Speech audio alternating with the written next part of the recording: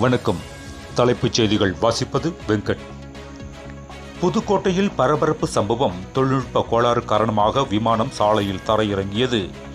மேகதாது அணை திட்ட வரைவு அறிக்கைக்கு எதிரான தமிழக அரசின் மனுவை ஏற்க உச்சநீதிமன்றம் மறுப்பு. டெல்லியில் வெடித்த காரை மருத்துவர் உமர் ஓட்டிச் சென்றது DNA பரிசோதனையில் உறுதி. டெல்லி குண்டுவெடிப்பு எதிரொலி. காஷ்மீரில் 13 இடங்களில் உளவு பிரிவு போலீசார் சோதனை. சென்னை மாநகராட்சியில் பணிபுரியும் 29,000 தூய்மை பணியாளர்களுக்கு உணவு வழங்கும் திட்டம் முதல்வர் மு.க.ஸ்டாலின் நாளை தொடங்கி வைக்கிறார். ஆன்லைன் சூதாட்ட செயலி விளம்பரத்தில் நடித்ததற்காக மன்னிப்பு கோருகிறேன். சிறப்பு விசாரணை குழுவிடம் நடிகர் பிரகாஷ்ராஜ் விளக்கம்.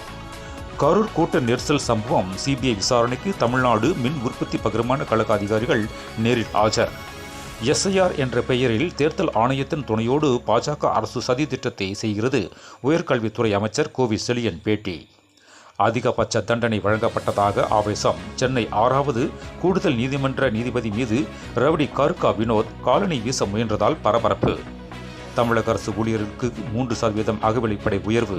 முதல்வர் மு.க.ஸ்டாலின் அறிவிப்பு. கீழ்கோத்தகிரி தனியார் டீ எஸ்டேட்டில் அழுகிய நிலையில் புலியின் சடலம் மீட்பு. வனத்துறையினர் விசாரணை. தமிழகத்தில் SIR பணிக்கு 5.67 கோடி கணக்கீட்டு படிவங்கள் விநியோகம் செய்யப்பட்டுள்ளது. இந்திய தேர்தல் ஆணையம் தகவல். மேலும் விரிவான செய்திகளுக்கு அரசியல் ராஜ்யம் மின் இதழை படியுங்கள். நன்றி, வணக்கம்.